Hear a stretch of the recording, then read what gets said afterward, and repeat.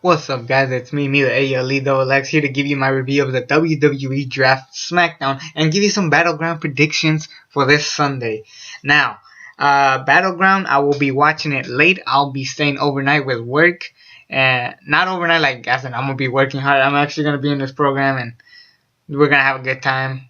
I'm gonna get chit chat with some friends, maybe a couple girls, you know. Anyways, that's just a joking me. But yeah, I'm gonna miss Battleground, so expect a review between Monday morning or Sunday night, like late night, or Monday morning-ish, you know what I'm saying? So expect a review around that time. Now with that said, let's get on with SmackDown. Nothing worth watching on SmackDown. We only had two really enjoyable matches for Chris Jericho and Cesaro was good. It wasn't great. It was actually kind of short.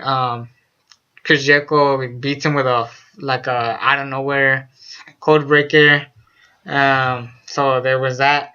Also, we got a sick Becky Lynch and Natalia segment with them beating each other up, and then we got Dean Ambrose and Seth Rollins fighting for the WWE Championship. Dean Ambrose won clean.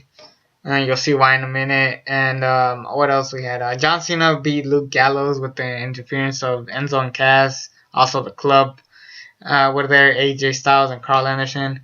So there was that to look for. And for the majority of the show, as far as match goes, it didn't matter because everybody was just staying to watch SmackDown for one simple reason: the WWE Draft. And all I gotta say is that they shocked me. Some of the picks. If I could get like the list right now, I know like some of the results like by my head, but I want to get them like in order real quick. This thing is kind of loading right now. I also talk about the network exclusive choices that they got. They weren't that big, but there were some that were kind of cool. So here's what they did for Raw, because Raw is like the bigger show and Stephanie has like an ego.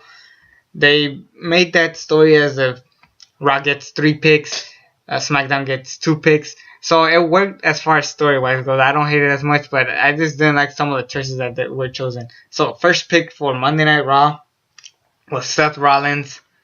The second pick was from SmackDown. It was Dean Ambrose, the WWE Champion. Third pick was from Monday Night Raw, Charlotte, the Women's Champion. And then SmackDown's choice for the final choice for round 1 was AJ Styles. And then the 5th choice for Monday Night Raw was Finn Balor from NXT. Yes, Finn Balor is going to come to Raw, and it's just going to be amazing. I already saw the story that he said about how I was the 5th choice, but they're going to regret making me the 5th choice. They should have chose me number 1. And when I debut on Raw, they're going to see why. So there was that. So that was the beginning of round 1 there. So they got a pretty good roster in the beginning. So then for round 2, they got Raw, SmackDown, Raw, SmackDown, Raw. So the first pick for round 2 was Roman Reigns for Monday Night Raw. Number 7 for SmackDown was John Cena. Number 8 for Raw was Brock Lesnar. So you'll see Brock Lesnar on Monday Night Raw once in a while, unless they give him an actual contract, which I fucking doubt. Then SmackDown, they got Randy Orton. So that's going to be an incredible idea. Honestly, change Randy Orton's theme song. I am tired of hearing voices in my head. Bring back his original song before he left Evolution. Remember, nothing you could say. That was an amazing song. Why did they get rid of that song? That one was so much better, and it felt like it's a Randy Orton song. Instead of giving this cheap song, they gotta change it, honestly. Then Raw got the New Day, all 3 of them, which is weird. So here's the weird thing. Back then, in like 2002, whenever there was a draft pick, they chose one person from a tag team, unless if you're the tag team champions. So they got Kofi and Big E and Xavier Woods. So 2 of them are champions. One of them is not quite, it's just there. But okay, it makes sense that they got all 3. But throughout the show, they kept getting more and more people like that were tag teams. and we'll get more to it when we get to the exclusive rounds. So, round 3 for Monday Night Raw, we got Sami Zayn. For SmackDown, we got Bray Wyatt. For Raw, we got Sasha Banks, which I'm shocked. I'm pretty sure she was going to go to SmackDown. Sasha Banks been begging to go to SmackDown instead of Raw, but I guess that's what they chose. And then SmackDown, they got Becky Lynch.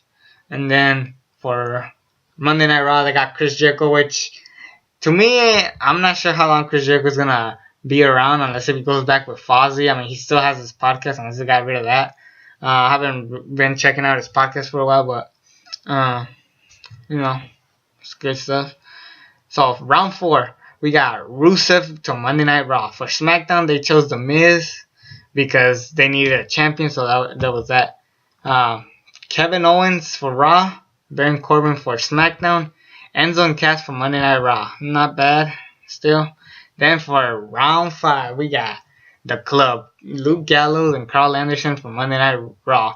So AJ Styles is no longer going to be with The Club, but I'm pretty sure Finn Balor is going to join them, and we are going to get the Balor Club, not The Club. For number 22, we got American Alpha, a tag team from NXT. I'm so damn excited to see American Alpha come, and it's just going to be amazing. American Alpha definitely deserve to be on SmackDown. They're like Los Guerreros, Benoit and Angle, Edge, and Rey Mysterio. Remember those days in 2002? That's what they remind me of. Easily my favorite tag team this year so far. So then, and then they also got, for Raw, they got Big Show, which is stupid. No reason to get him, because who the fuck gives a shit about Big Show at this point? Then SmackDown, they got Dolph Ziggler, and 25, the 25th choice for round 5. Well, the last choice for Raw was Nia Jax, which I'm like, okay, I'm actually not as mad as other people are because I have a feeling they could find a way to book her correctly. Unlike NXT, where they just kind of like throw her in their face and just job out to champions.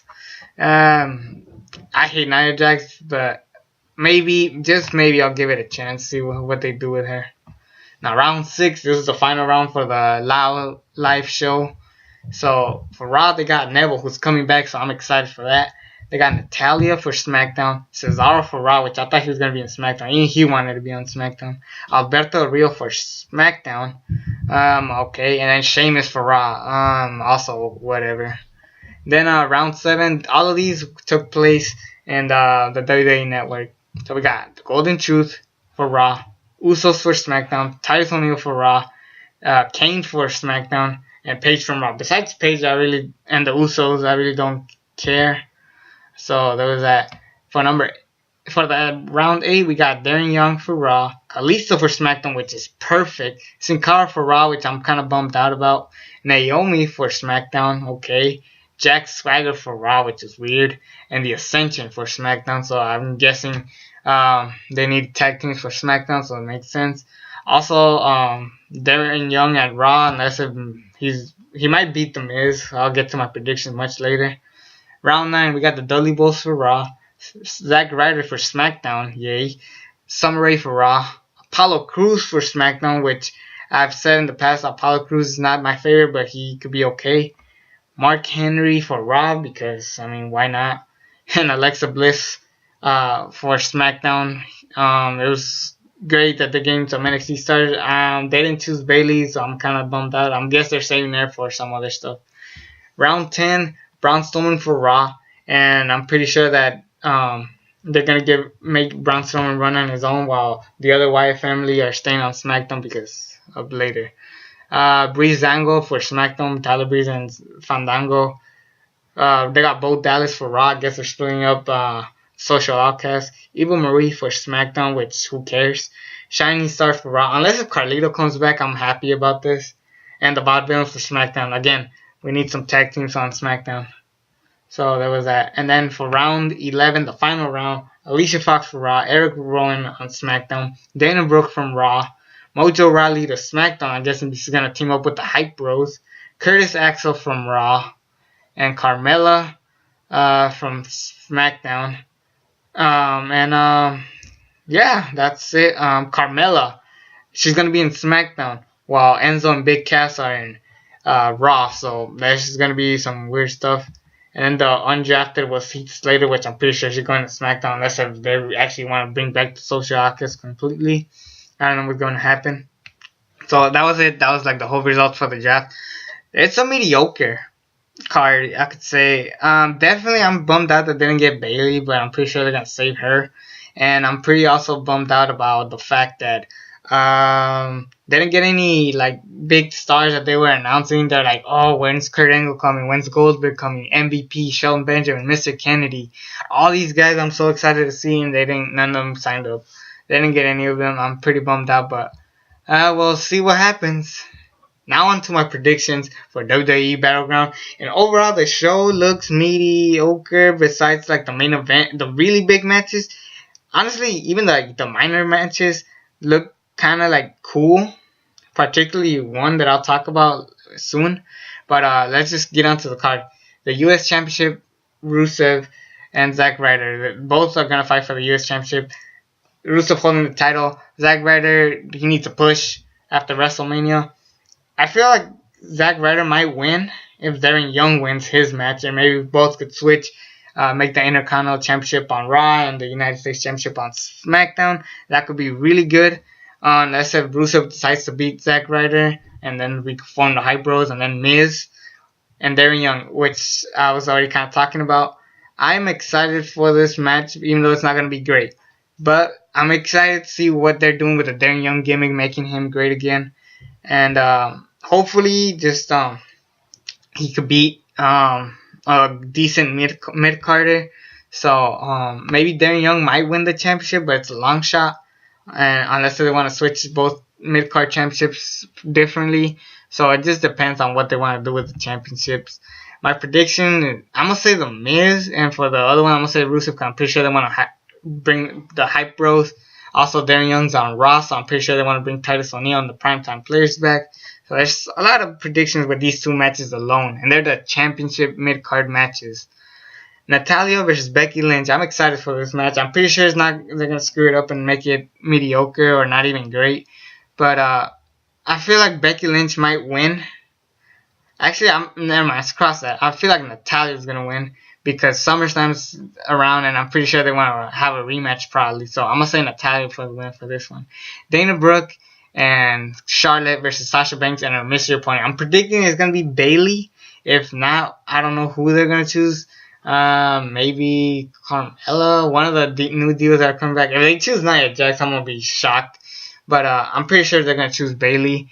And hopefully Bayley goes to SmackDown, because I know SmackDown needs some women wrestlers over there. And I don't think it's going to be a great match. It could be okay at most.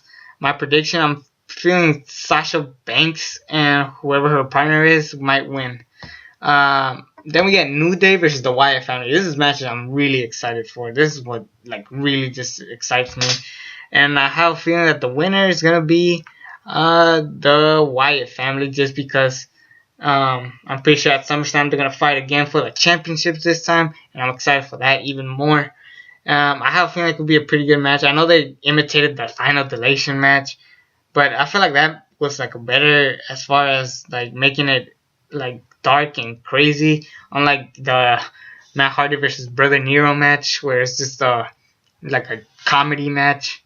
So I'm enjoying this feud. Actually, out of all the feuds here, this is the one that's been exciting me the most, and that's kind of crazy to say. Sami Zayn versus Kevin Owens. This feud has been going on since last year of NXT TakeOver Rival, and the fact that both men are still staying on Monday Night Raw, I'm pretty sure is going to continue on SummerSlam. And so that therefore, I'm gonna say that Kevin Owens is going to win, and then maybe at SummerSlam, Sami Zayn gets his rematch. And if the match happens at SummerSlam, please give it a stipulation. Maybe give it some excitement, something like to make people talk about, you know. And then we get Enzo Amore, Colin Cassidy, and John Cena versus AJ Styles, Carl Anderson, and Luke Gallows, the Club. I have a feeling that Team John Cena is going to win simply for the fact that the Club is no longer going to be around. Pretty sure Finn Balor is going to take over the Club and make it the Balor Club. AJ Styles will be on his own. Maybe continue the feud with John Cena and AJ Styles. And maybe it could be better than the Money in the Bank match. I know I'll get a lot of hate every time I bring that match up, but I don't care, because at SummerSlam I have a prediction that they will come back and make an even better match. And overall, I feel like this match could be entertaining as hell. I mean, you got like Cena, Enzo Amore, and Colin Cassidy, three really entertaining people.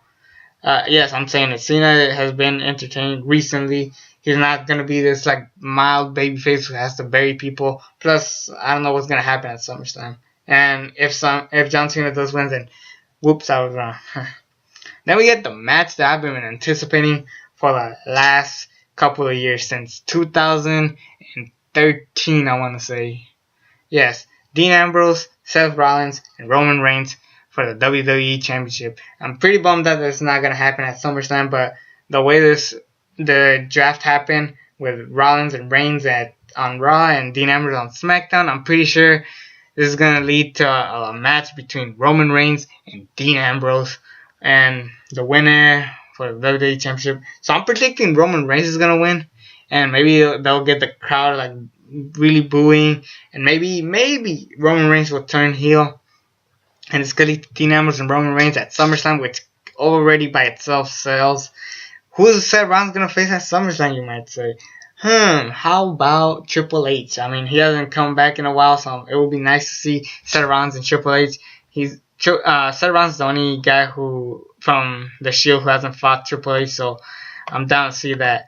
And overall, I think that's all my predictions for Battleground. Those are my thoughts on the draft. It was a okay draft. It was not the best, definitely not the worst. I can't really think of any worst draft that would get you pumped. But definitely don't watch the WWE Network special that shows the rest of the draft because it was just pointless. Really, the one that matters is the one that happened on TV, and I'm really bummed out that they didn't get like no Kurt Angles, Jeff Hardys, and stuff like that. So overall, I think that will be it for today. It's me, the ALE Double X. Subscribe to this channel if you haven't already, and until then, I'm